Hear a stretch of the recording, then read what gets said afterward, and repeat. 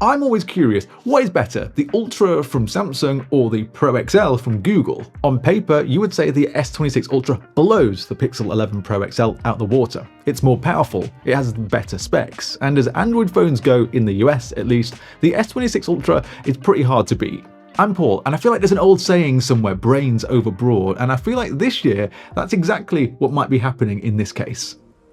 Sadly, in the US, there is not an abundance of Android phones to pick from. Samsung and Google pretty much dominate. And you might already be in the comments saying, what is the point of comparing these two phones? The S26 Ultra is clearly the better phone spec for spec, and for some things, I agree, but for others, I think the Pixel holds its own. We already know the Snapdragon 8 Elite Gen 5 blows the Tensor G6 out the water, and it's not even a fair fight, and the numbers, you can see, they don't even stack up. If you want a powerhouse, do-it-all, gaming monster productivity machine, then you're not going to be picking up the Pixel, and I think that's a fair thing to say. The S26 Ultra will give you so much that you probably will never even push it to its limits, but the Pixel, it doesn't have that pure power.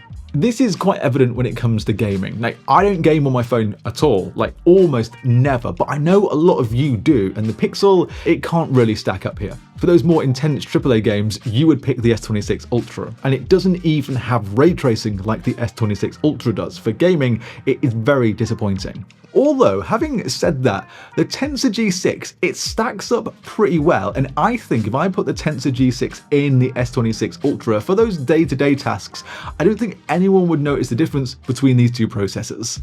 You might disagree with me, but I think the Pixel is a tiny bit quicker at opening apps and all of that day-to-day stuff, and the improvements from last generation's Tensor G5, they're small percentage-wise, but it is noticeable. This just goes to show that benchmarks at this point are a pointless comparison. Like, the Tensor G6 is so much weaker than the Snapdragon 8 Elite Gen 5, but you just wouldn't be able to tell the difference. My only thought on this is that you are paying the same $1,300 for the Pixel 11 Pro XL as you would do for the Snapdragon 8 Elite Gen 5 in the S26 Ultra, and sometimes I do just feel a little bit robbed that I'm not getting all that power. I don't need it, but I kind of want it.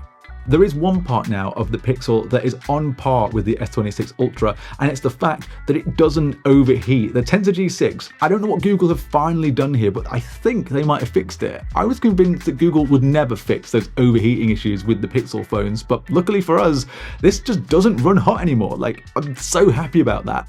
When it comes to the Pixel and the S26 Ultra, there is always a part of these phones that I cannot decide what I like more, and that is just the OS experience. If you know me or have ever met me, you'll realize I am the most indecisive person in the world. One minute I love One UI and its customization, and then I think it's the best take on Android you can get. Then I use a Pixel again, and I think that Google's take on Android is the best you can get. So I always have like a different mixed feeling depending on which phone I'm using. I kind of wish that I could just mash these two OSs together. I love that new Rambler feature on Pixels, and still my favorite ever feature in any phone is now playing. I love this. But with Samsung, I'm then a fan of the split notification and quick panel settings. Then I look at the Pixel and just think, you know what, this OS is so simple. But then I also want all the customization of good luck. There is something though that I wish the S26 Ultra would just steal from Google, and that is Face Unlock. I know this is not quite OS, but it is something that I really miss when I'm using a Samsung phone. I know the Face Unlock on Pixels in low light, it's pretty terrible, but it is at least secure enough to be able to be used for banking apps, and Samsung's is just regular 2D Face Unlock, which is kind of not the most exciting thing in the world. Then we move on to the part of the phones where I'm kind of sick of it. It's AI, but actually I end up using a lot of these features more than I thought I would. In terms of what they both do AI-wise, it's basically the same for each phone. There's a Galaxy AI version of call screening and call translate, audio magic eraser, and generative photo editing. It's kind of one for one, but Google do a few things that just sit there, working away, like hold for me and direct my call. And then Magic Queue. This seems to work better now. Last year I thought it was pretty terrible, but now I'm actually getting like lock screen notifications of events that I have coming up, or my clipboard will suggest something that I've seen in Google Maps. When I go into Uber, it will then just copy and paste for me that location. So it's actually useful, I think. Then we look at Now Nudge on One UI, and I genuinely don't think I've ever seen this work. Now Brief is the most pointless thing to ever exist, and I don't think it's ever given me any useful information. It just sits there telling me this. And I think that's the difference for me. Samsung has a lot of AI features. I mean, I love the fact that you can go into settings and just decide that you only want these AI features to work on device.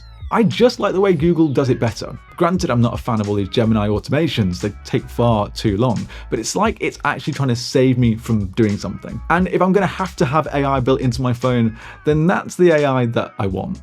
Something that I really like about Samsung is their camera. I've definitely said in the past that I prefer a Pixel camera, and then I'm sure I've changed my mind and say Samsung, and that's because they both give kind of great photos.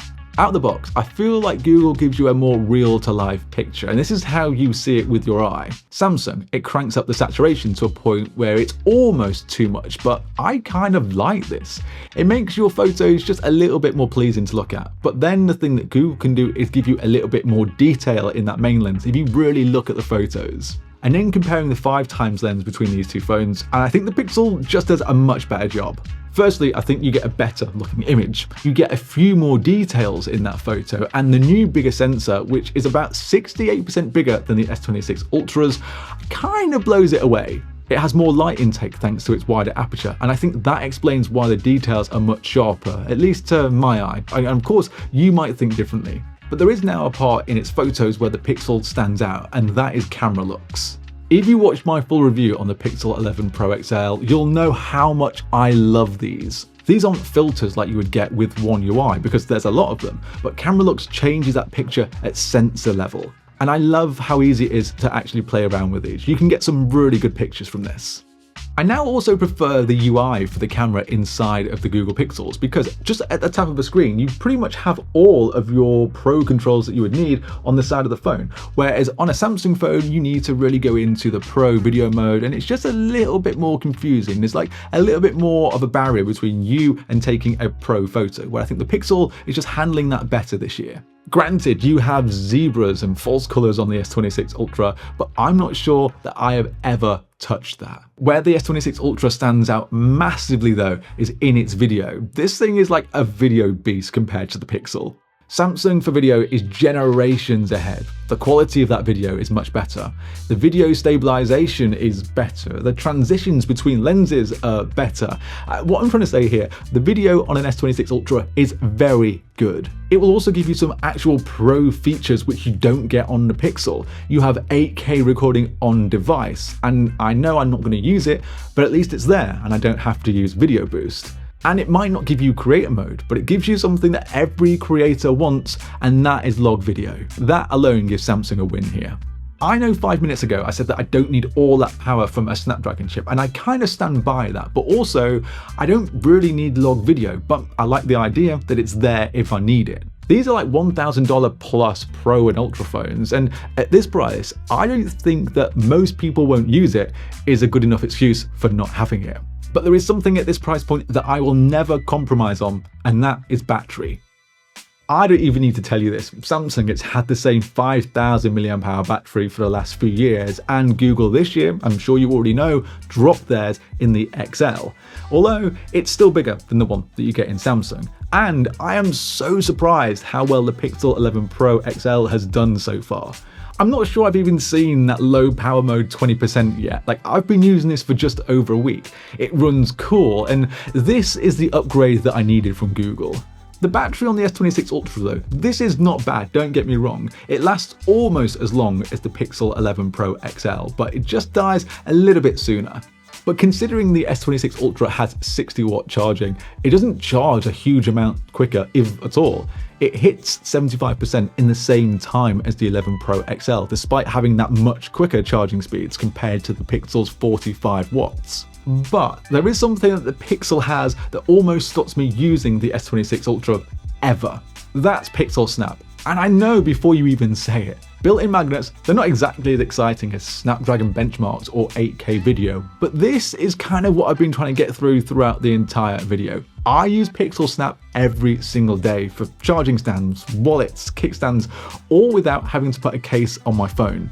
And I know it sounds silly, but all the power of the S26 Ultra kind of doesn't compete when this is just easier to use every single day. And Samsung, if you're watching, please add this into your phones next year.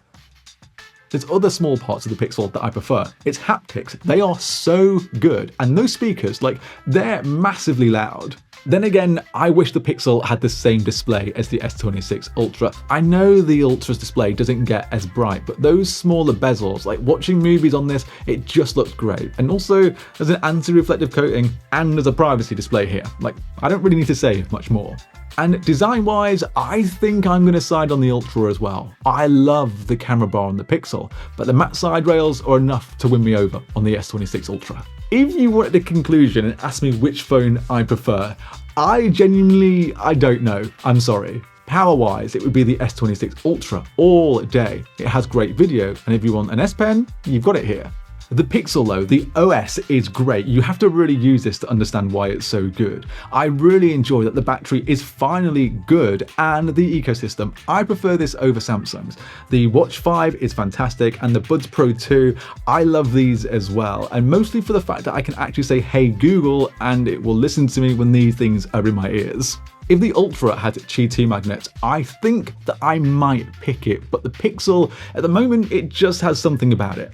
It definitely depends on what you want from a phone. Like, if you want pure power, some of the best video that you can get with pro settings, and you want customization, then the S26 Ultra is the one that you need to go for. But if your big concern is just like everyday productivity, you want it to be quick, you want to have good battery, and you really want some Qi2 magnets built in, then I think the Pixel is probably the way to go.